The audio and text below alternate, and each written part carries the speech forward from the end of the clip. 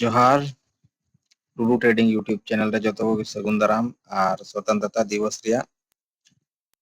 बहुत बहुत शुभकामनाएं बधाई। तो तेहना वीडियो रे बन नेला जे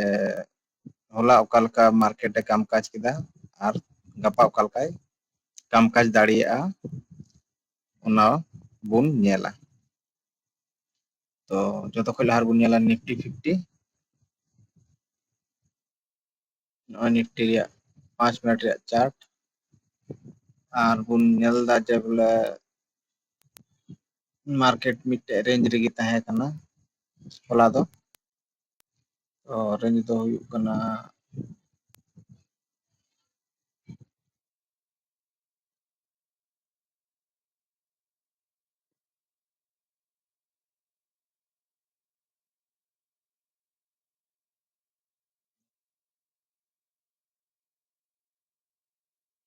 रेंज रेगी तहे कना मार्केट दो चेदा जे होला दो एक्सपायरी थे कना बानार रिया गी निफ्टी और बैंक निफ्टी रिया और सेटअप दो उन मज दो बांग बनाव लेना चेदा जे एक्सपायरी इयते होला दो मार्केट मिटे रेंज रेगी तहेना और पेनलदा पैटर्न को बनाव लेन गया मेनखान ओना हिसाब ते मूवमेंट बांग हेज लेना जेमन ओंडे मिटे मॉर्निंग स्टार पैटर्न बनाव कना और ओंडे तो एंट्री दो हुई गो तबुना नोंडे बुन एंट्री लेखाय एसएल तहे गो तबुना नोआ रे लो यानी 30 पॉइंट और 30 पॉइंट जदि नोंडे बुन दोहे खाय तबे टारगेट दो तिये कान थेन गया माने एंट्री दो हुई को 10-5 रे टारगेट ए नामे थेना 12.50 तार माने पूरा प्रीमियम जीरो को माने चाबा को खत्म तो उना इयते और होन ओंडे हो मिटे मॉर्निंग स्टार पैटर्न बनाव कना नोंडे हो मिटे तो नोआ रिया हो सेसिक एंट्री दो नोंडे हुई को और एसएल दो नोंडे 17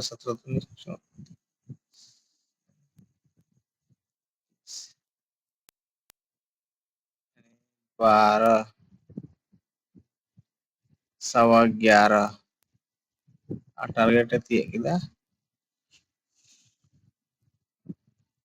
तो 1:1 रिया दो 1:1 रिया थान खाय तो नोंडे दो ठीक गी हुई को और ओनेटा सेटअप ठीक हुई लान तबना हुई को माने ट्रेड हुई को ओला दो बना रे निफ्टी 50 और बैंक निफ्टी रिया एक्सपायरी थे कना उना एति के पासे उना कोई खास मूव बांग हेज लेना इना कते नोंडे मिटे बेयरिश इनगल्फिंग बनाव लेना के बा एम पैटर्न हो हुई दाड़िया नोंडे सॉरी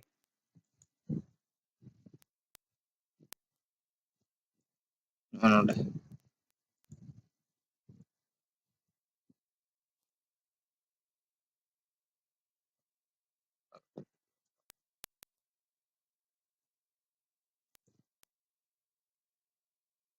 नितो बुजुआ तो नोंडे मिटे एम पैटर्न बेयरिश इनगल्फिंग और किबा शूटिंग स्टार हो हुई दाड़िया शूटिंग स्टार दो नोंडे नोटा शूटिंग स्टार इवनिंग स्टार नोटा दो शूटिंग स्टार नीटा दो बेयरिश इनगल्फिंग नोआ लटुआ जहां रेड कैंडल बनाव कना ओनिया किन नोटा दो इना कते नोंडे दो ते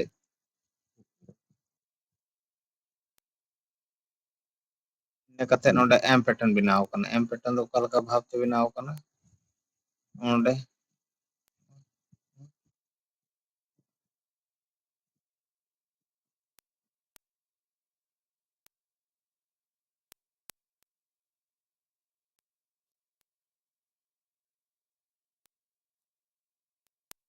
ᱧᱮᱞ ᱠᱮᱫᱟ ᱯᱮ ᱱᱚᱰᱮ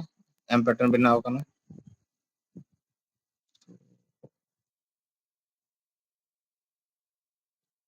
ᱱᱚᱣᱟ ᱨᱮᱭᱟᱜ ᱥᱮᱴᱟᱯ ᱫᱚ ᱦᱩᱭ ᱠᱚᱜᱼᱟ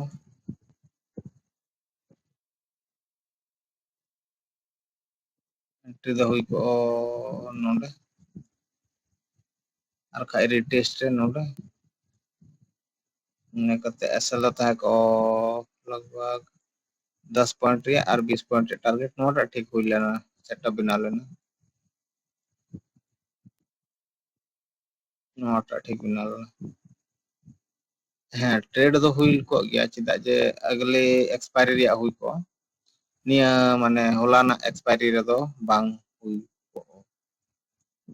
चिदा जे प्रीमियम अडी टटका गला आर दो इन गी बनाव करना पासे नोडे हो बनाव कान गया बनाव दो आदो मेनखान नोआ दो तला रे हेना से उना इते नोआ रिया वैलिड दो इnya हिसाब ते दो बनुआ उना मायने दो या तो सेटअप सपोर्ट ठे बेना या तो रेजिस्टेंस ठे बेना तो उना रिया वैलिड माने प्रोबेबिलिटी ऑफ विनिंग जस्ती की तहना तो निफ्टी रे दो इना गी नितो दो नेला बैंक निफ्टी उना को लहा रे सपोर्ट और रेजिस्टेंस निफ्टी रिया तो निफ्टी रिया सपोर्ट और रेजिस्टेंस दो हुई दाड़िया लगभग इना को कान गया जहां पहिल तहे कान ताबुन जे ओंडे बिटे बढ़ाव दाड़िया ताबा क्लोजिंग ठे बाद बाकी दो सब इना कान गया देखा जाए गपा कल का मार्केट खुला कना उना हिसाब ते सपोर्ट और रेजिस्टेंस दे कमिया मेनखान लेवल दो नोआ को तहना चाहे दाड़िया तो पहिल लेवल हुई कना 24,475 दूसरा हुई कना 24,411 इना कते हुई कना 24,360 इना कते हुई कना मिटे 24,300 इना कते हुई कना 24,200 और इना कते हुई कना 24,140 इना कते हुई कना 24,100 इना कते हुई कना मिटे 24,075 और हुई कना मिटे 23,980 तो निफ्टी रे इन गी तो बैंक निफ्टी बन नेला तो बैंक निफ्टी रे नोडे मिटे सेटअप दो बनाव लेन गया नोडे मिटे बनाव लेना सेटअप दो बनाव लेन गया मेनखान एक्सपायरी इते उना कॉन्फिडेंस बन तहे कना जे ट्रेड हतावा तो पहिल सेटअप दो तहे कना नोडे मिटे बेयरिश एनगल्फिंग और इन कते नोडे हुईना मिटे मॉर्निंग स्टार और नोआ किन रिया दो हुई दाड़ी लेवल दो नोडे एसएल अडी लटू तहे को नोआ रे दो और एक्सपायरी हो तहे कना लगभग 150 पॉइंट रे एसएल और 150 कारे 150 हो बाती लेदा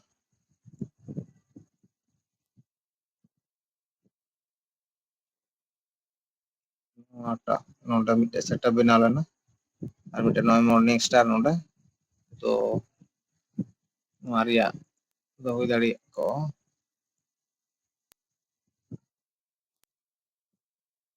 105 105 नोडे दो ठीक तहे का मिटे की सेटअप दो बना लेना और बैंक निफ्टी हो रेंज बॉन्ड के तहे लेना निफ्टी रे लका गे तो ओंडे मिटे सेटअप बनाव लेना बनाव दो आदो मेनखान तला रे बना खाय दो ओना दो वैलिड दो बांग तहेना तो दिला बन नेला नोआ रिया सपोर्ट और रेजिस्टेंस तो बैंक निफ्टी रिया सपोर्ट और रेजिस्टेंस दो हुई कान ताबना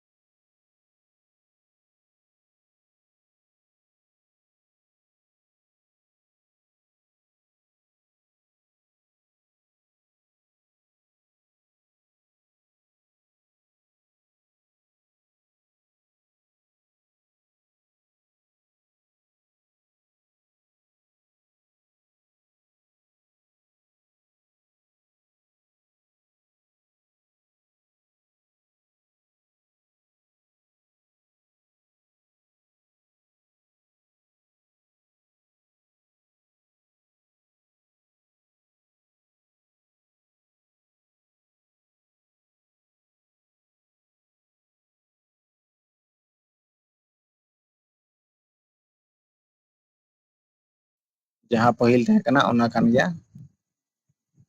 ᱡᱮ ᱠᱨᱩᱥᱤᱭᱟल রেজিস্ট্যান্স ᱫᱚ ᱦᱩᱭ ᱫᱟᱲᱮᱭᱟᱜᱼᱟ ᱟᱹᱰᱤ ᱪᱚᱴ ᱨᱮ ᱦᱮᱱᱟᱜᱼᱟ 51,000 ᱟᱹᱰᱤ ᱪᱚᱴ ᱨᱮ ᱦᱮᱱᱟᱜᱼᱟ 51,100 মানে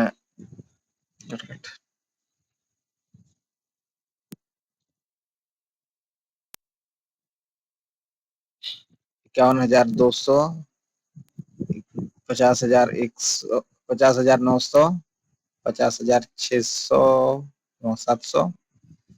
50,400 50,150 মানে 50,150 এই 50,050 ইনা কাতে না 49,950 ইনা কাতে হই দাঁড়িয়েগᱼᱟ 49,750 ইনা কাতে হই দাঁড়িয়েগᱼা 49,660 ইনা কাতে হই দাঁড়িয়েগᱼᱟ 49,550 ইনা কাতে হই দাঁড়িয়েগᱼᱟ 49,200 300 আর ইনা কাতে হই দাঁড়িয়েগᱼা মিটে 49,100 আর মিটে হই দাঁড়িয়েগᱼᱟ খাজ 48,900 तो बैंक निफ्टी ᱨᱮᱫᱚ ᱤᱱᱟᱹᱜ ᱜᱮ ᱛᱚ ᱵᱚᱱ ᱧᱮᱞᱟ ᱯᱷᱤᱱ ᱱᱤᱯᱴᱤ तो फिन निफ्टी रहो सेटअप दो ऑनडे की मिट्टे बनाव लेना 9:25 रे जो कि बैंक निफ्टी रहो इन समय रेगी बनाव लेना पासे ऑनडे तो नोरिया एंट्री आर एस एल दो 43 1:1 ᱨᱮᱭᱟᱜ রিস্ক রিওয়ার্ড ᱛᱟᱦᱮᱸ ᱠᱚᱜᱼᱟ ᱱᱚᱣᱟ ᱨᱮᱫᱚ ᱟᱨ ᱵᱟᱫ ᱵᱟᱹᱠᱤ ᱫᱚ ᱯᱮ ᱧᱮᱞᱮᱫ ᱠᱟᱱ ᱜᱮᱭᱟ ᱢᱤᱫᱴᱮᱡ ᱨᱮᱧᱡ ᱨᱮᱜᱮ ᱛᱟᱦᱮᱸᱭᱮᱱᱟ ᱮᱸᱰᱮ ᱜᱮ तो कोई खास दो बांग थे करा मार्केट दो होला दो तो देला बुन नेला सपोर्ट और रेजिस्टेंस लेवल ची हुई दाड़िया गपा लगी फिन निफ्टी रे तो फिन निफ्टी सपोर्ट और रेजिस्टेंस लेवल दो हुई दाड़िया पहिला तो कना 23,170 23,070 इना कते 22,990 के 22,990 इना कते 22,850 इना कते 22,760 इना कते 22,660 इना कते 22,600 इना कते मिटे इना 22,500 इना कते 22,400 इना कते 22,355 तो फिन निफ्टी दो इना तो वीडियो पे कुसिया खाज लाइक तबन पे सब्सक्राइब तबन पे और हाँ स्टॉक मार्केट बखराते बाडाय सनाय पे खाय उनका गी तो कमेंट तबन पे और अपना ट्रेडिंग पे मैंने खाज बेस्ट डीमैट अकाउंट रे लिंक डिस्क्रिप्शन रे मेना चेकआउट तबन पे तो निये वीडियो दो इना जोहार।